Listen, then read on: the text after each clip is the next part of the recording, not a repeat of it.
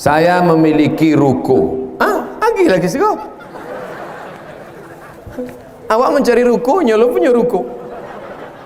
Ruko ada 10 ah. Mati awak, habis diambil anak-anak. Cuba bagikan cik ke situ. Betul? Ruko itu Ustaz Somad, itu ruko yang ada di sana, saya wakafkan. Ruko siapa? Entah. Pastikan dulu punya awak.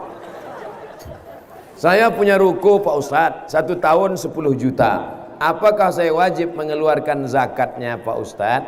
Zakat pendapatan di total semua. Gaji sebulan sampai juta, 1 tahun sampai 8 juta. Ditambahkan ke ruko tadi 10 juta, 50 sampai juta. Ditambahkan lagi uang tunjang, uang sikut, uang sundul, uang tanduk, uang sipak. Maka di total selama setahun 100 juta. Zakatnya 2,5%. Kalau zakat 100 juta 22,5%, maka zakatnya 2,5 juta. 100 juta disimpan di dalam dompet, dompetnya dikunci. Disimpan di dalam laci, lacinya dikunci. Disimpan dalam lemari, lemarinya dikunci. Disimpan di dalam kamar, kamarnya dikunci. Disimpan di dalam rumah, rumahnya dikunci. Disimpan di dalam komplek, kompleknya dikunci. Tabaka habis sadonya. Oleh sebab itu keluarkan zakatnya 2,5% di total dengan yang lain. Saya tidak akan periksa harta bapak ibu masing-masing. Kita beriman kepada Allah. Allah melihat. Apa hukumnya kuburan didatarkan Pak Ustadz? Ampun tak berani menjawab pertanyaanku, mesti diseleksi oleh alumni Al-Kausar. Beko ditanya, masalah yang bantuk-bantuk dan patang, dipanggil lah adik MUI sekali lagi. Kuburan itu tak boleh lebih dari shibron, sejengkal. Gunanya supaya orang tahu, kalau tidaknya langkahi kubur. Li ayyajlisa ahadukum ala jamratin minan nar, duduk di atas bara api neraka khairun, lebih baik min ayyajlisa ala qabrin, daripada duduk di atas kubur. Tak boleh melangkah kubur, maka dibuatkan sejengkal tingginya, 1 batu di kepala, 1 batu di kaki, sebagai menunjukkan bahwa itu makam kuburan. Kalau diratakan nanti orang tak tahu ini makam siapa. Apakah boleh anak angkat dijadikan istri? Why not?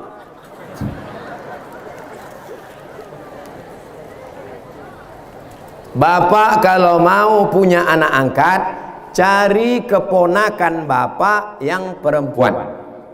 Bapak kalau mau punya anak angkat, cari keponakan bapak yang perempuan, maka dia menjadi mahram bapak. Ibu kalau mau punya anak angkat, cari keponakan ibu yang laki. Tapi kalau bapak cari anak angkat anak orang lain yang tak ada hubungan mahram dan tidak disusukan oleh istri bapak, masalah berawal dari anak angkat lama-lama menjadi bini angkat. Ada 3 masalah anak angkat. Yang pertama, hukum adopsi di Indonesia menjadi bermasalah pada anak angkat ada 3. Yang pertama, anak angkat dipakai nama ayah angkat dalam penulisan bin haram. Ud'uhum li abaihim, pakai ayah kandung, tak boleh ayah angkat. Huwa aqsatu indallah, itu lebih adil di hadapan Allah. 2, banyak ayah angkat ketika mau mati meninggal dibuatkan surat wasiat semua harta untuk anak angkat. Nanti kalau aku mati semua hartaku untuk anak angkat, adapun saudara kandungku itu selop jepitku pun jangan kasih. Haram hukumnya. Anak angkat hanya boleh dapat wasiat tak lebih dari 1/3 harta. Kalau lebih daripada itu haram. Yang ketiga yang jadi masalah adalah kalau bapak punya anak angkat, nanti bapak berdua-dua di rumah dengan dia. Ibu punya anak angkat, ibu pun berdua-dua, tak ada mahram. Haram. La yakhluwanna rajulun ma'amratin illa ma'azi mahramin. Tak boleh berdua-duaan tanpa mahram. Tapi dia udah macam anak saya Pak Ustadz, dia udah macam ayah saya. Berapa banyak berawal dari macam, berakhir dengan macam-macam. Ingat, setan datang. Setan datang dari depan, dari belakang, dari kanan, dari kiri. Tak 1-2 kejadian, terlalu banyak untuk diceritakan. Tonton di YouTube. lihat, dibaca di koran, di internet kejadian tentang ayah angkat, anak angkat ini. Maka kita jaga keluarga daripada perbuatan yang haram. Apa hukum kegiatan arisan julo-julo door to door dalam 1 juta dikeluarkan 25.000 untuk ketua? Pesertanya jelas. Saya, Pak Bupati, Pak Anggota Dewan, Bapak Kapolres, Bapak Dandim, Buya, Ustadz Zul, alumni, guru, 10 orang. 1 orang 100.000. Maka diundi keluar 1 juta. Kebetulan yang diundi pertama keluar Abdul Somad. Maka akadnya waktu itu adalah akad hutang. Karena saya baru memasukkan 100.000, berarti saya berhutang 900 kepada 9 orang. Boleh. Tapi karena yang mengutip duit ini adalah salah satu, dan dia datang itu pakai ongkos minyak, tak mungkin dia naik setan, naik jin. Maka saya katakan, untuk bermusyawarah kita, bagaimana kalau untuk ongkos minyak dia ini kita kasih 20.000, sepakat, tidak riba. Tapi yang jula-jula yang haram itu begini. Datang orang ke rumah kita, ibu mau tak ikut jula-jula? Nanti kalau menarik 1 juta, ibu cuma dapat 900. Itu sebetulnya jula-jula fiktif, pesertanya tak jelas, orangnya tak ada. Itu adalah rentenir riba pakai baju jula-jula. Gimana? Jelas? Kalau yang model pertama, jelas pesertanya, tahu orangnya, memang betul hitungannya 10. Betul. Tapi kalau jula-jula fiktif, pesertanya tak tahu, entah duit siapa, entah orangnya mana, akadnya tak jelas, itu sebetulnya riba rentenir tapi pakai baju jula. Hati-hati.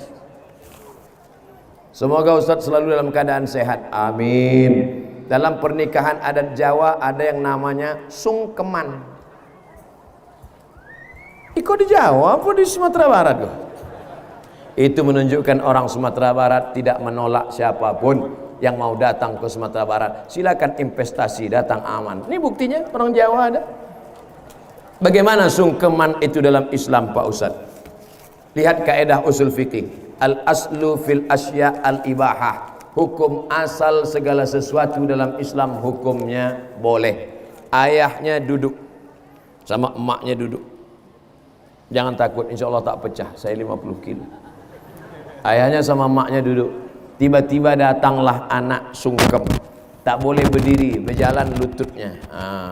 Sampai ke situ diciumnya tangan. Pripun kapari wis pirang-pirang dina ora teko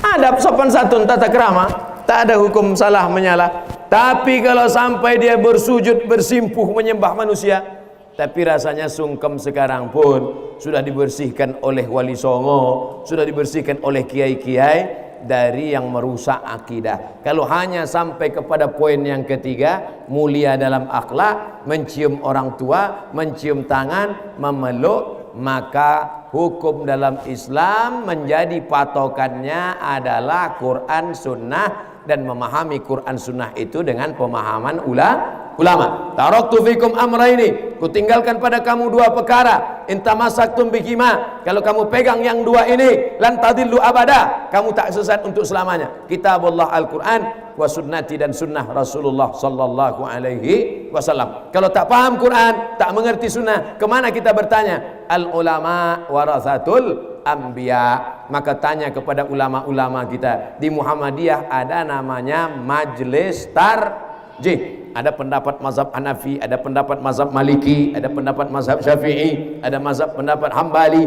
ada pendapat mazhab Imam Ibnu Abi Layla, ada pendapat Imam Al-Lais, ada pendapat Imam Ibnu Katsir, ada pendapat Imam Sufyan Ats-Tsauri, ada pendapat Imam Sufyan Ibnu Uyainah. Maka datanglah ulama Majelis Tarjih mengambil pendapat ini, dimunaqashahkan, lalu kata beliau at-tarjihu fi kadza, pendapat yang kuat dalam masalah ini, maka itulah yang diamalkan dalam tradisi organisasi Muhammadiyah. Mudah-mudahan kita mengikut Quran dan Sunnah, mengikut pemahaman para ulama. Amin ya rabbal alamin.